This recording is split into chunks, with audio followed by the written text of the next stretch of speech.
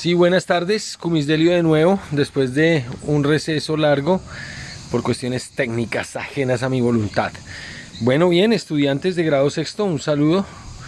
Institución Educativa León 13 Soacha. El día de hoy vamos a tratar en nuestro video lo relacionado a membrana celular, núcleo celular y citoplasma. ¿Listo? Guía número 4. Esto es una retroalimentación, sobre todo para reforzar lo que ya se aprendió, lo que ya se trabajó en la guía, las tareas que ya hicieron. ¿Listo? Muchas gracias. Ya nos vemos. Muy bien, volvimos. Como ya habíamos manifestado en la asesoría, aquí tenemos diversas, apoyándonos en internet, diversas imágenes que nos pueden representar la anatomía del núcleo, ¿sí? Teniendo en cuenta que es una estructura netamente de las células eucariontes, células a las que pertenecen los reinos animal, vegetal, hongo, protista y cromista. ¿Listo? Entonces básicamente en ese núcleo, que está compuesto por una membrana nuclear, ¿sí?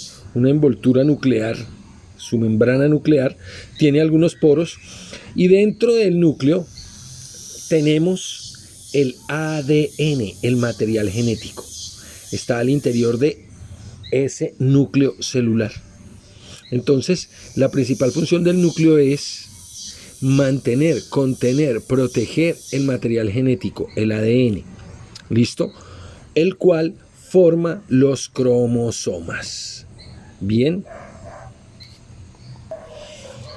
Bueno, la membrana celular, como ya lo habíamos manifestado, así como el núcleo para consolidarse en sí mismo necesita una membrana que lo forme, la célula como tal tiene una cubierta, ¿sí?, que rodea todo el exterior, toda el área de la célula. Recuerden que tiene 3 dimensiones, nuestras células no son planas, y esa membrana celular tiene como principal función darle forma a la célula, proteger el contenido celular, es decir, el citoplasma, los organelos, el núcleo, los fluidos que contiene. Y lo principal, la membrana celular es la encargada de regular la entrada y salida de sustancias. Como podemos apreciar, ¿sí?, muchas de las gráficas nos muestran ese mosaico fluido, esa doble bicapa. Aquí podemos apreciar lo que sería una sección de esa membrana celular, mostrando el interior de la célula acá abajo y arriba el exterior de la célula. Entonces, otra de las funciones de gran estudio es la capacidad de permitir el ingreso o la salida de sustancias, ya sean fluidos, líquidos o sustancias sólidas o fluidos gaseosos. Bien, volviendo al tema, una de las principales funciones de esa membrana celular es el paso de sustancias. Aquí tendríamos representado, como en muchísimos ejemplos que van a encontrar ustedes, un esquema, una gráfica de lo que sería la doble bicapa de la membrana celular. Entonces, básicamente, de acuerdo al gasto de energía que muestre ese tipo de transporte, lo podemos diferenciar en transporte pasivo, no gasta energía, y transporte activo, ¿listo?, que gasta energía en forma de ATP. Dentro del transporte pasivo tenemos la difusión simple, como la ósmosis, el paso de agua a través de la membrana, listo, a través de los poros de la membrana, la atraviesa sin ningún problema. Otro tipo de transporte, llamado la difusión facilitada, puede transportar moléculas un poco más grandes que las mismas moléculas de agua, ¿sí?, siempre mediado por unas proteínas de transporte o por unos canales. No hay gasto de energía, sencillamente las proteínas se reconocen con la sustancia y permiten el ingreso. Ese transportador ingresa la sustancia a la célula, o en su defecto el canal. los mecanismos de transporte pasivo, difusión simple, difusión facilitada. Y el transporte activo, ¿sí? Estamos hablando básicamente de un gasto de energía. Puede ir en contra del gradiente de concentración. ¿Listo? Entonces generalmente el transporte activo gasta energía porque va en contra del gradiente de concentración. ¿Qué significa eso? Que voy de un sitio de menor concentración a uno de mayor concentración. Ir a favor del gradiente de concentración significa ir de un sitio de mayor concentración de solutos a uno de menor concentración.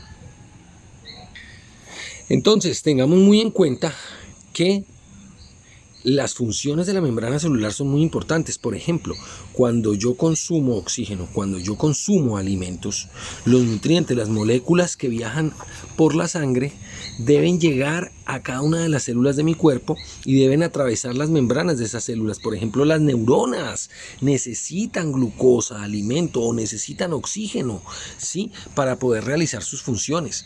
Eso quiere decir que la función de la membrana es muy importante. Ahora, por ejemplo, si está haciendo mucho calor y mi cuerpo necesita liberar a través de sus glándulas sudoríparas sudor o diversas sustancias que son secretadas.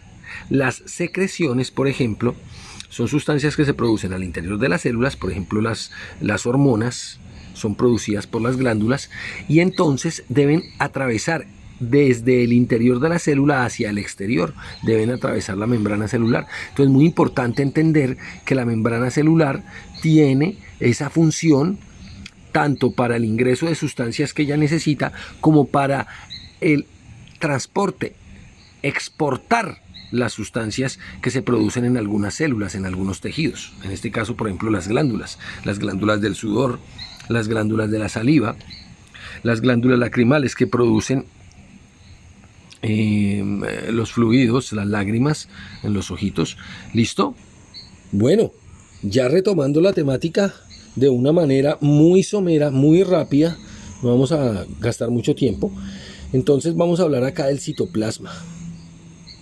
Ese citoplasma, ese fluido en el cual están todos los demás organelos celulares. Aquí tenemos una representación de una célula eucarionte. Aquí tenemos el núcleo, tenemos aparato de Golgi, retículo endoplasmático, mitocondrias, ¿sí? Tenemos lisosomas, tenemos diversidad de organelos. Pero esto de color gris, en el cual están todos los organelos, se llama el citoplasma. Es muy importante porque en él ocurren muchas de las funciones metabólicas. Por ejemplo, la obtención de energía.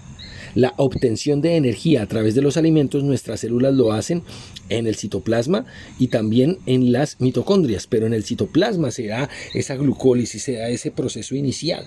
Entonces, muy importante tener en cuenta que ese fluido que forma gran parte de la célula tiene esa función especial.